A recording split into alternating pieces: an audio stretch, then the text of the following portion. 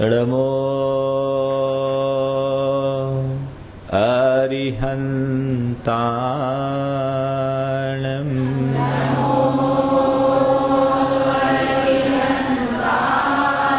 नमो सिद्धानं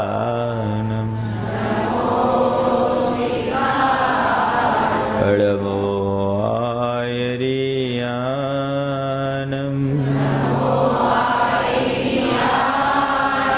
नमो उवच्छाया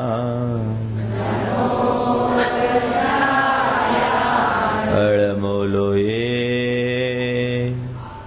सवशाहु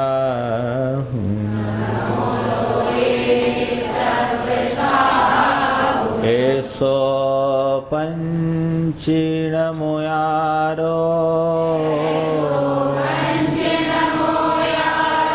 सर्वपावपनाशनो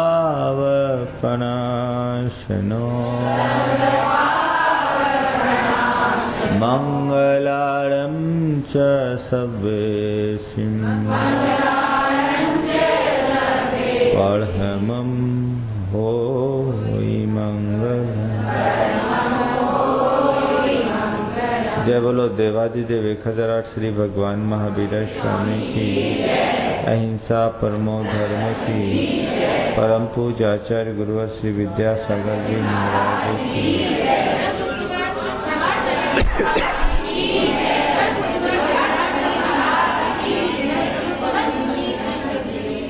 नमः श्री वर्धमानाय निर्धोत्कलिलात्मने सालोकानां त्रिलोकानां यद्विद्यादर्पणायते।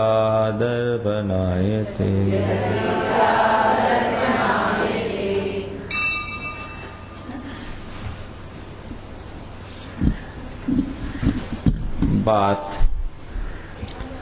मद की चल रही है। अपने आप को उच्च और बाकी सबको तुच्छ मानने की प्रवृत्ति मदपूर्ण प्रवृत्ति कहलाती है। जब मनुष्य अपने आप को बड़ा महसूस करने लगता है तो उसे अपने आगे सब छोटे दिखने लगते हैं। कोई व्यक्ति पहाड़ पर चढ़ जाए और नीचे देखें तो ऊंचे खड़े होकर नीचे देखने पर सब छोटे छोटे दिखते हैं। इसी तरह जो व्यक्ति मान के शिखर पर विराजमान रहता है उसे सारी दुनिया बहुत छोटी दिखती है और यही उसके मानसिकता को संकीर्ण बनाकर उसे मदोन्मत्त करती है। उस व्यक्ति की चेष्टा उद्धतता से युक्त हो जाती है। ये जीवन के लिए दुखदाई है। कल बात की गई थी कि सम्यक दृष्टि 8 प्रकार के मदों से मुक्त होता है। उसमें कल ज्ञान मद की चर्चा हुई। दरअसल मद जड़ या क्षणिक संयोगों के कारण होता है। मनुष्य के जीवन में जो कोई भी बाह्य उपलब्धियां हैं मनुष्य उन पर मान करता है। यदि अपने आंतरिक स्वरूप पर दृष्टि केंद्रित हो जाए तो मान करने जैसा कुछ भी नहीं है, क्योंकि तत्वतः सब समान है। एक निगोदिया जीव हो या सिद्ध परमात्मा, दोनों में एक प्रदेश मात्र का अंतर नहीं है। हर जीव में एक रूपता है, कहीं कोई भिन्नता है ही नहीं। न कोई बड़ा है न छोटा है, न कोई अच्छा है न बुरा है, न श्रेष्ठ है न अश्रेष्ठ है, सब समान है। इस समानता की प्रतीति होते ही अहम विगलित हो जाता है, सम्यक दृष्टि तत्वज्ञानी होता है।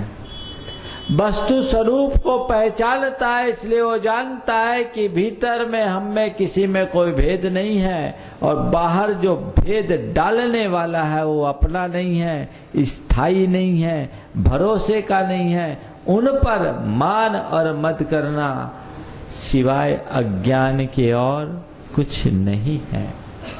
हम देखें कि हमारे मन में मद किस रूप में उभरता है, और उस उभार के पीछे अज्ञान की कितनी बड़ी भूमिका होती है।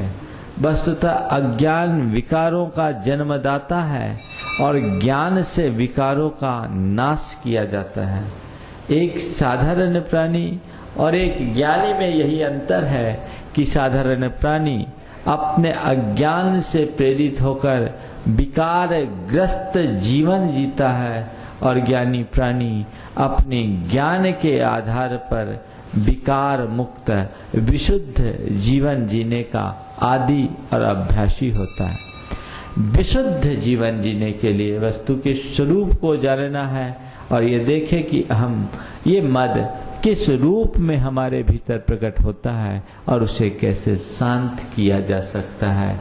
ज्ञान मत के बाद बारी है पूजा मत की।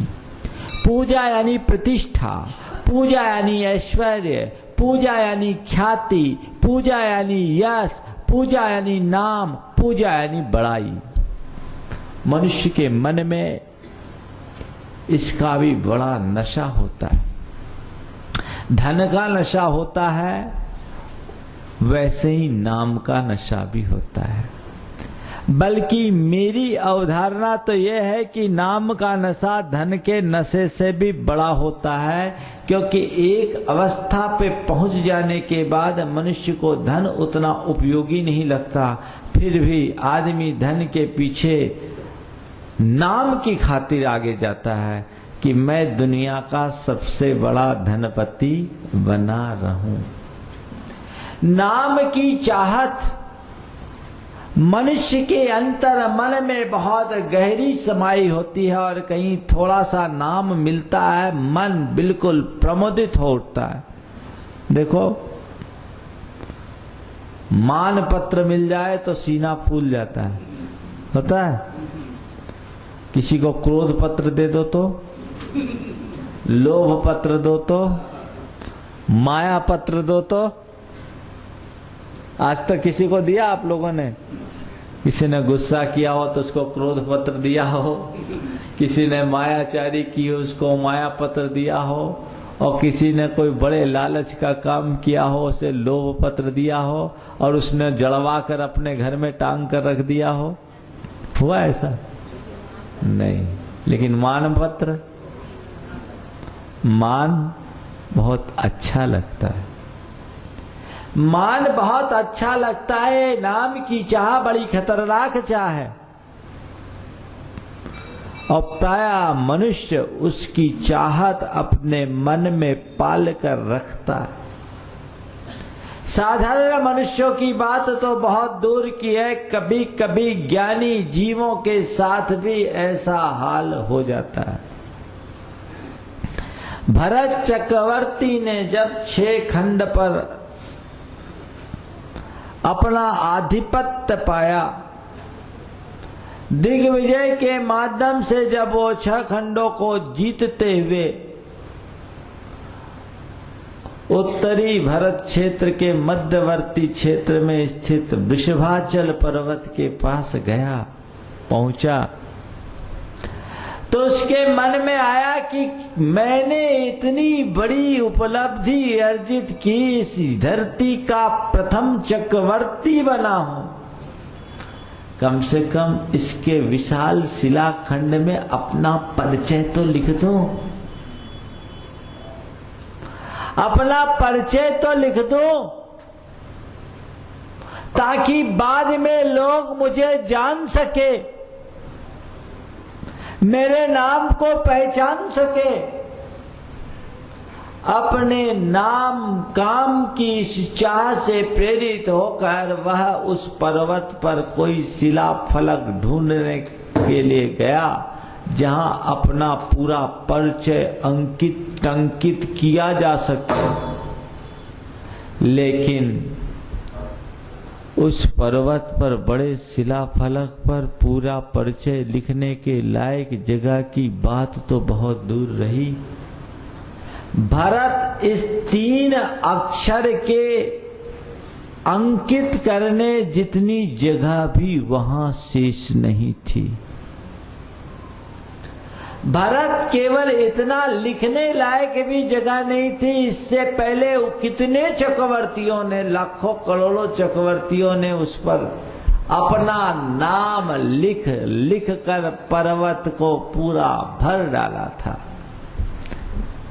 तब भरत चक्रवर्ती के मन में आया कि चलो किसी का नाम मिटाकर इसको साफ करके लिख दूं।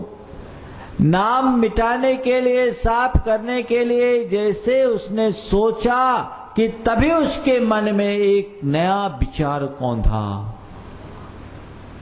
क्या होगा इस नाम से, क्या होगा इस नाम से, मैं कहां मुग्ध हो रहा हूं।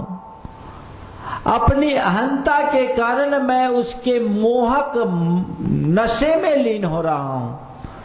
आज मैं दूसरों का नाम मिटा रहा हूं, कल कोई दूसरा चक्री आएगा, वो मेरा नाम मिटाएगा। उस नाम का क्या काम जो कभी भी मिट जाए। चक्रवर्ती को समझ में बात आ गई। लेकिन यहां तो शिला फलक के नाम की बात तो बहुत दूर की बात है। बोर्ड पर नाम न लिखे तो तमाशा हो जाए। अरे भैया थोड़ा सोचो तो सही। आज लिखा है, घंटे भर बाद मिट जाना है, लेकिन मन में कैसी हुक उठती है ना कमजोरी, कितनी बड़ी कमजोरी। अगर मनुष्य यहां ज्ञान का उपयोग करे तो मन में रत्ती भर विचलन नहीं हो सकता। धर्म के क्षेत्र में नाम को कभी आड़े मत आने देना। धर्म के क्षेत्र में नाम आड़े आते ही धर्म के प्राण निकल जाते हैं। मद आ गया, वो तुम्हारे समस्त पुण्य को छीन कर देता है। धर्म करोगे नाम स्वतः होगा, लेकिन नाम की खातिर यदि तुमने धर्म किया तो गड़बड़ होगा, गड़बड़ होगा। लेकिन बहुत आयत लोग इसी वजह से करते हैं। हम लोगों को उनकी बुद्धि पर तरस आती है। एक स्थान पर हम थे, वहां धान की घोषणा हो रही थी। बहुत लोगों ने कमरों के लिए रुपए लिखवाए, एक आदमी ने भी लिखाया, भीड़ बहुत थी, उसका नाम अनाउंस नहीं हो पाया। बाद में उसकी पर्ची मिली, जो उसकी स्वीकृति की पर्ची थी, अपने हाथ से लिख के दिया था, हमारा नाम अनाउंस कर दो। भीड़ भाड़ में अनाउंस हो नहीं पाया। बाद में जब पर्ची मिली, लोगों ने बोला भैया आपका ये पर्ची आई थी, आप अपना दो। बोला नहीं, मेरे नाम की घोषणा नहीं की, मैं नहीं दूंगा। मेरे नाम की घोषणा नहीं हुई, मैं 1 पैसा नहीं दूंगा। मतलब उसने दान नहीं किया, उसने सौदाबाजी की। मन कितना दूषित हो जाता है। यदि व्यक्ति अच्छे भाव से काम करे तो अपने आप सब कुछ होता है। एक नीति कहती है, अभ्यास सारिणी विद्या बुद्धि कर्मानुसारिणी दानानुसारिणी कीर्ति लक्ष्मी भाग्यानुसारिणी। कि विद्या हमेशा अभ्यास के साथ चलती है। जितना अभ्यास करोगे विद्या उतनी बढ़ेगी। बुद्धि कर्मानुसारिणी, बुद्धि कर्म के अनुरूप काम करती है। दानानुसारिणी कीर्ति, कीर्ति जितना दान करोगे अपने आप फैलेगी। और लक्ष्मी भाग्यानुसारिणी, सबको अपने भाग्य से मिलती। तो ये वचन है, हम इनको समझें। पर ऐसी परिणति जब मन में आती है तो कई बार मनुष्य की स्थिति बड़ी विषम हो जाती है। क्या ऐश्वर्य, क्या ठाट, क्या बाट, क्या पूजा, क्या प्रतिष्ठा, थोड़ा सोचो तो सही, किसके पीछे भाग रहे हो। इसलिए नाम की ज्यादा चाहत मनुष्य को कई बार बदनाम भी कर डालती है। ऐसी दुराकांक्षाओं से अपने आप को बचाना चाहिए। कुल और जाति का मत, कुल जाति का मत ये भी हमारे देश को बहुत नुकसान किया। भारत में जातिवाद का जितना विष फैला उतना किसी का नहीं। जातीय संघर्षों ने हमारे सांप्रदायिक संघर्षों की तरह बहुत बहुत नुकसान पहुंचाया है। मनुष्य के मन की अहं की परिणति है।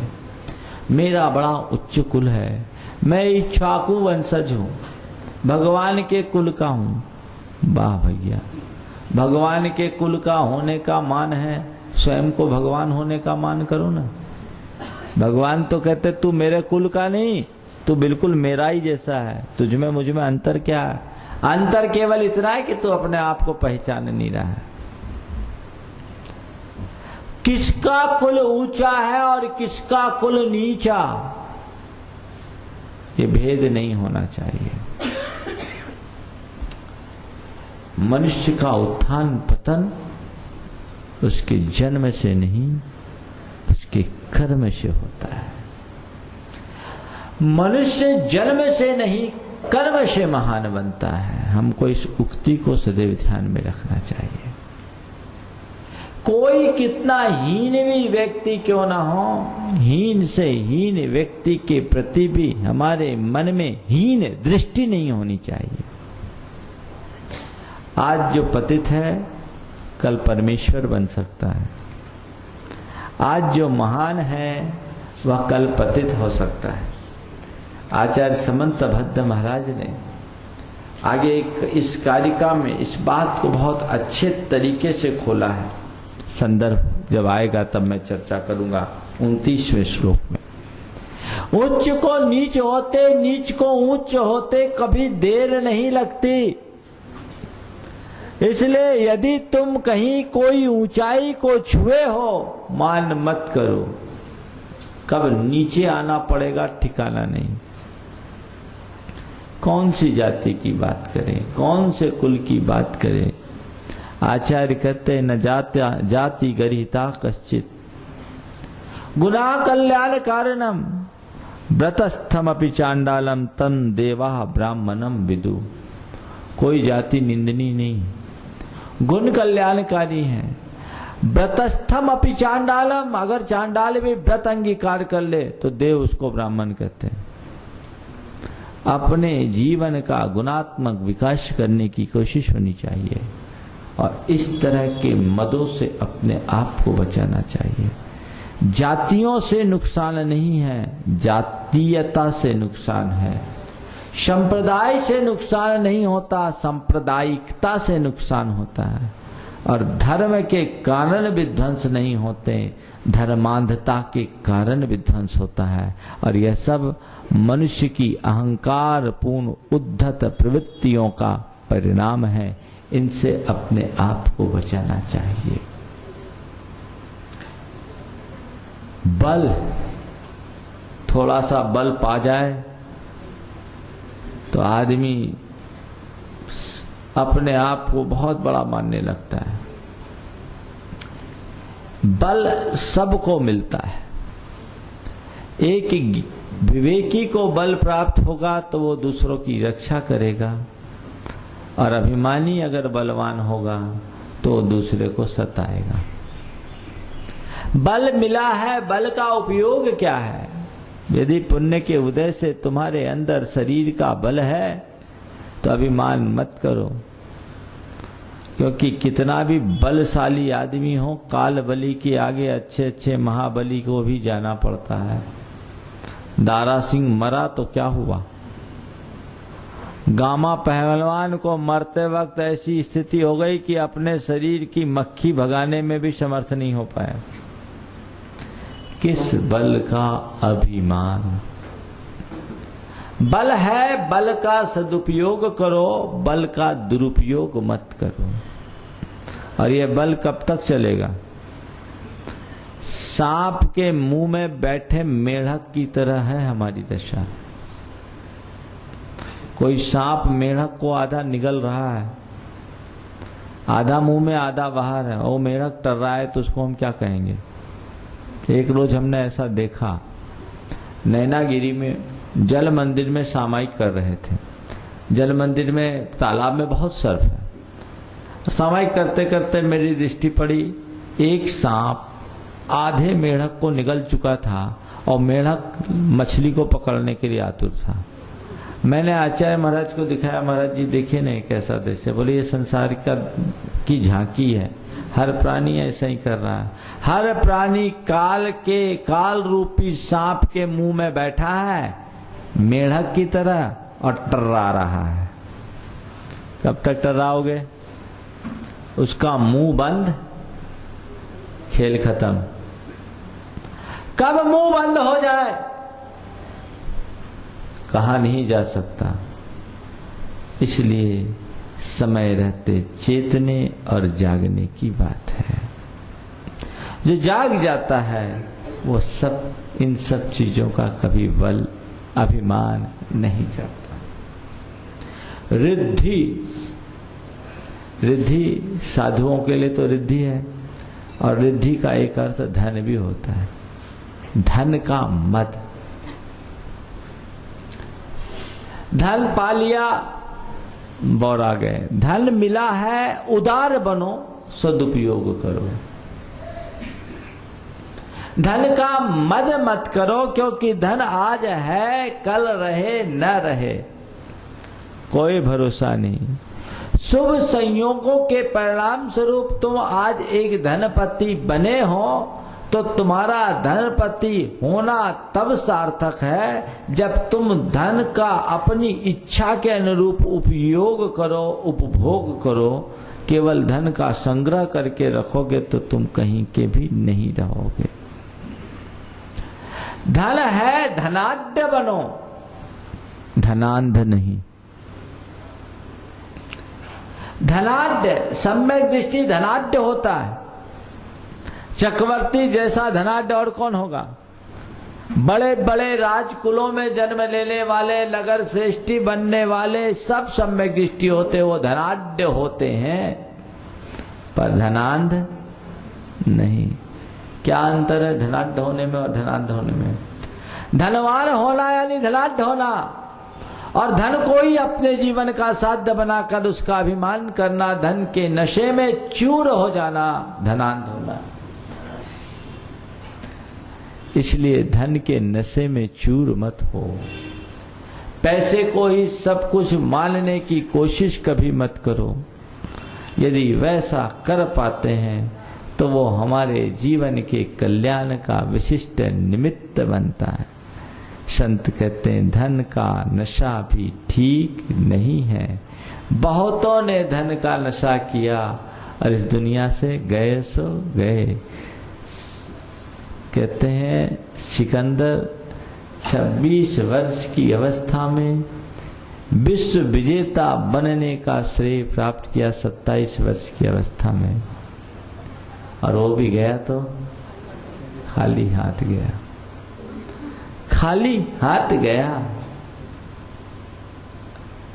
जब वो यहां से यूनान जा रहा था, अचानक उसकी तबीयत गंभीर रूप से गड़बड़ा गई, गंभीर हो गई। उसने अपने परिचारकों से कहा कि देखो मेरी स्थिति गंभीर है, मेरी एक दिली तमन्ना है कि मेरी मां से मुझे मिला दो। उन्होंने कहा कि आपकी तबीयत इतनी गंभीर है कि आपकी मां तक आपको ले जाने की गारंटी नहीं ली जा सकती। मेरी मां तक मुझे नहीं ले जा सकते तो कोई बात नहीं, मां के यहां आने तक मुझे जिंदा बचा लो, मैं तुम्हें अपना आधा साम्राज्य दे दूंगा। महाराज आधा क्या, आप पूरा साम्राज्य दो तो भी आपकी मां के यहां आने तक आपको बचाने की गारंटी नहीं ली जा सकती। तब सिकंदर की आंखें खुली और उसने कहा कि धिक्कार है इस संपदा और साम्राज्य को, जिसे पूरी तरह दांव पर लगाने के बाद भी वो मुझे एक श्वास के लिए नहीं बचा सकती। जिस संपदा और साम्राज्य के लिए मैंने अपनी जिंदगी की सारी सांसें खपा दी, उनको दांव पर लगाने के बाद भी वो मुझे एक श्वास के लिए नहीं बचा सकती। धिक्कार है। वो कहता अब मैं चाहूं भी तो रुक सकता नहीं भाई, अब मैं चाहूं तो भी रुक सकता नहीं भाई। कायर मंजिली खुद डिग बढ़ती आती है, मैं जितना पांव बढ़ाने की कोशिश करता उतनी ही माटी और धसकती जाती है। मेरे अधरों में घुला हलाहल है काला, नैनों में नंगी मौत खड़ी मुस्काती है। राम नाम ही सत्य असत्य सब और कुछ, बस यही धनी कानों से आ टकराती है, बस यही धनी कानों से आ टकराती है। जीवन के आखिरी क्षणों में उसकी आंखें खुली और उसने कहा अब मैं मरूंगा, मुझे मरने का गम नहीं, पर तुम लोगों से मेरी एक गुजारिश है कि जब मरने के बाद मेरा जनाजा उठाओ तो मेरे दोनों हाथ बाहर निकाल देना। बोले ऐसा कैसा होगा, कैसे होगा? हाथ बाहर निकालना तो कायदे के विरुद्ध होगा। हाँ, सिकंदर का जनाजा उठेगा और कायदा के विरुद्ध ही उठेगा, ताकि दुनिया के लोग जान सके कि सारे कायदों का उल्लंघन कर विश्व विजेता बनने वाला सिकंदर भी दुनिया से खाली हाथ जा रहा है। धन का नशा क्यों? बहुत बड़ी कमजोरी है, इससे बचना चाहिए। बिहारी कवि ने बिल्कुल ठीक बात लिखी है कि कनक कनकते 100 गुनी, मादकता अधिकाय। वो पावत तो वो रहा है और ये खावत तो वो रहा है। धतूरा खाने से आदमी बौराता है और पैसा पाने से आदमी बौराता है। बहुत खतरनाक। ये कहने की बात है, इसे समझने की जरूरत है। इसलिए पैसा हो, पैसे का नशा न हो, क्योंकि जैसे ही ये मान आता है मनुष्य का पतन प्रारंभ हो जाता है। तप रिद्धि, साधुओं के पास भी रिद्धि हो जाए तो उसका भी मत होता है। तप का मत, तपस्या का मत। साधु संत अगर तपस्या करते, अपने आप को सबसे बड़ा तपस्वी मान बैठे और बाकी को एकदम हीन मान बैठे, तो समझ लेना वो अपने शरीर को सुखा रहे हैं, तपस्या नहीं कर रहे। तप का फल विनम्रता है, ये मानसिक तप है। अगर जीवन में विनम्रता नहीं तो फिर तपस्या कैसी? इसलिए तपस्या करना है तो सच्ची तपस्या करो। अपने शरीर को सुखाने के साथ साथ मान को गलाने का भी प्रयास करें। ये तप का मत है। चारित्र चक्रवर्ती शांति सागर जी महाराज से किसी अनजान व्यक्ति ने आकर पूछा, महाराज आपका परिचय? महान तपस्वी महाराज, उन्होंने अपना परिचय पूछने पर कहा कि लोक में 3 कम 9 करोड़ मुनिराज हैं, उनमें सबसे छोटा साधु मैं हूँ। यह है एक साधक की विनम्रता, साधक की विनम्रता, साधक की विनम्रता, साधक की विनम्रता, साधक की विनम्रता, साधक की विनम्रता, साधक की विनम्रता, साधक की विनम्रता, साधक की विनम्रता, साधक की विनम्रता, साधक की विनम्रता।